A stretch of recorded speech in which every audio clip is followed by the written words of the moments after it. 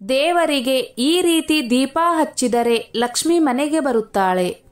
ದೇವರಿಗೆ ದೀಪವನ್ನು ಹಚ್ಚಿಡುವಾಗ ನಿಯಮಗಳ ಪ್ರಕಾರ ದೀಪವನ್ನು ಹಚ್ಚಿಡುವುದು ತುಂಬಾನೇ ಮುಖ್ಯ.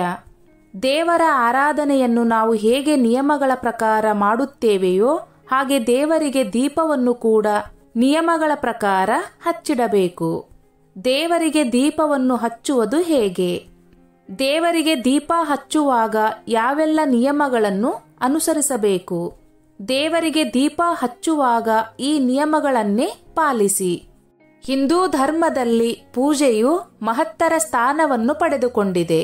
ದೇವರನ್ನು ಪೂಜಿಸುವಾಗ ವಿವಿಧ ಪೂಜೆ ವಿಧಾನಗಳನ್ನು ಅನುಸರಿಸಲಾಗುತ್ತದೆ.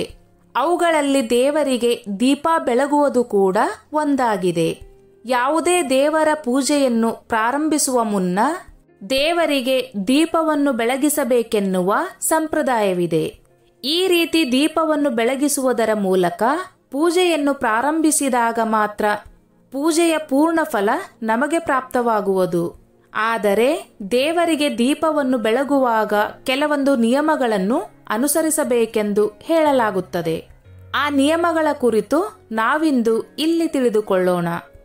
ದೇವರಿಗೆ ಪೂಜೆ ಮಾಡುವ ಸಮಯದಲ್ಲಿ ದೀಪವನ್ನು ಈ ರೀತಿ ಬೆಳಗಿಸಬೇಕು. 1.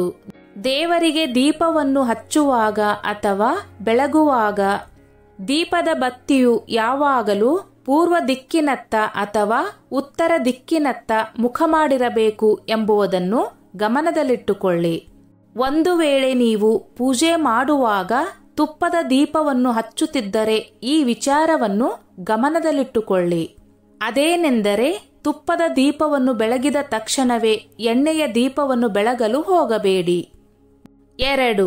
ದೇವರಿಗೆ ದೀಪವನ್ನು ಪೂರ್ವಾಭಿಮುಖವಾಗಿ ಬೆಳಗುವುದರಿಂದ ನೀವು ನಿಮ್ಮ ಪೂಜೆಯ ಫಲವನ್ನು ಪಡೆದುಕೊಳ್ಳುವುದು ಮಾತ್ರವಲ್ಲ, ಇದರೊಂದಿಗೆ ಸಾಕಷ್ಟು ಆರೋಗ್ಯ ಪ್ರಯೋಜನಗಳನ್ನು ಕೂಡ ನೀವು ಪಡೆದುಕೊಳ್ಳುತ್ತೀರಿ.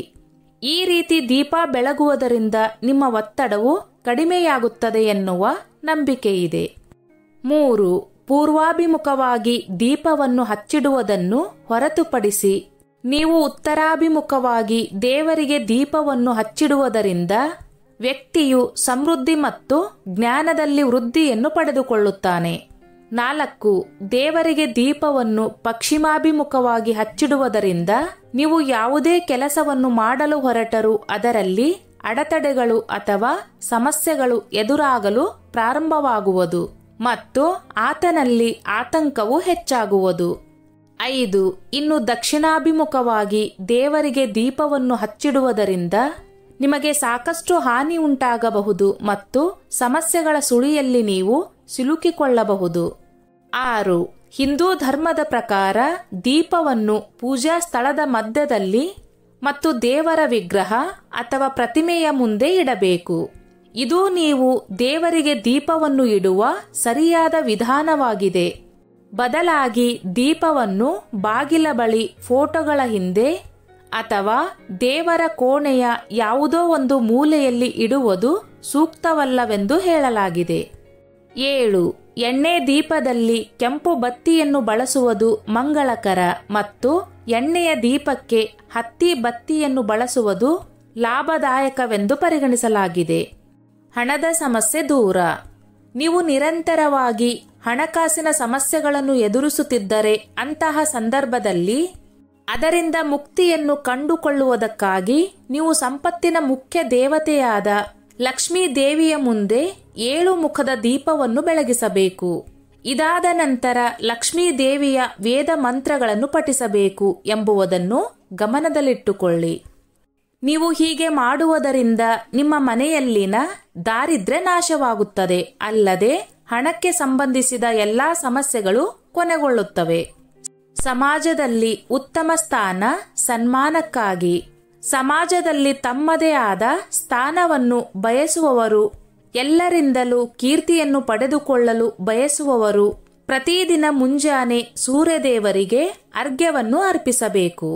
ಇದರ ಬಳಿಕ ತುಪ್ಪದ ದೀಪವನ್ನು ಹಚ್ಚಿ ಸೂರ್ಯದೇವರಿಗೆ ಶ್ರದ್ಧಾಭಕ್ತಿಯಿಂದ ಆರತಿಯನ್ನು ಮಾಡಬೇಕು. ಈ ಕೆಲಸವನ್ನು ನೀವು ಮಾಡುವುದರಿಂದ ಸಮಾಜದಲ್ಲಿ ನಿಮ್ಮ ಗೌರವ, ಸ್ಥಾನಮಾನ ಹೆಚ್ಚಾಗುತ್ತದೆ. ಇದರೊಂದಿಗೆ ಸೂರ್ಯದೇವರ ಅನುಗ್ರಹವು ನಿಮ್ಮ ಮೇಲಿರುವುದು. ಉತ್ತಮ ವಿದ್ಯಾಭ್ಯಾಸಕ್ಕಾಗಿ ನಿಮ್ಮ ಮಕ್ಕಳು ಓದಿನಲ್ಲಿ ಅಥವಾ ವಿದ್ಯಾಭ್ಯಾಸದ ಮೇಲೆ ಯಾವುದೇ ರೀತಿಯಾದ ಆಸಕ್ತಿಯನ್ನು ತೋರಿಸದೇ ಇದ್ದಲ್ಲಿ ಬುಧವಾರದ ದಿನದಂದು ಗಣಪತಿಗೆ ವಿಶೇಷ ರೀತಿಯಲ್ಲಿ ಪೂಜೆಯನ್ನು ಮಾಡಬೇಕು. ಅಲ್ಲದೆ ಗಣೇಶನಿಗೆ ಪ್ರಿಯವಾದ ದುರ್ವಾ ಹುಲ್ಲನ್ನು ಆತನ ಪೂಜೆಯಲ್ಲಿ ಮರೆಯದೆ ಅರ್ಪಿಸಬೇಕು. ನಂತರ 3 ಮುಖದ ದೀಪದಲ್ಲಿ ದೇಸಿ ಹಸುವಿನ ತುಪ್ಪವನ್ನು ಹಾಕಿ ದೀಪವನ್ನು ಬೆಳಗಿಸಬೇಕು. ನಿಮ್ಮ ಮಕ್ಕಳು ಈ ಕೆಲಸವನ್ನು ಮಾಡುವುದರಿಂದ ಅವರ ಜ್ಞಾನ ವೃದ್ಧಿಯಾಗುವುದು ಮತ್ತು ನಿಮ್ಮ ಮನೆಯಲ್ಲೂ ಸುಖ ಸಮೃದ್ಧಿ ನೆಲೆಯಾಗುವುದು ಎನ್ನುವ ನಂಬಿಕೆಯಿದೆ. ದೇವರ ಕೋಣೆಯಲ್ಲಿ ದೀಪವನ್ನು ಹಚ್ಚಿಡುವಾಗ ಈ ಮೇಲಿನ ನಿಯಮಗಳ ಪ್ರಕಾರ ಅಥವಾ ವಿಧಿವಿಧಾನಗಳ ಪ್ರಕಾರ ನಡೆದುಕೊಂಡರೆ ಖಂಡಿತ ನಿಮಗೆ ಪೂಜೆಯ ಫಲ ದೊರೆಯುತ್ತದೆ.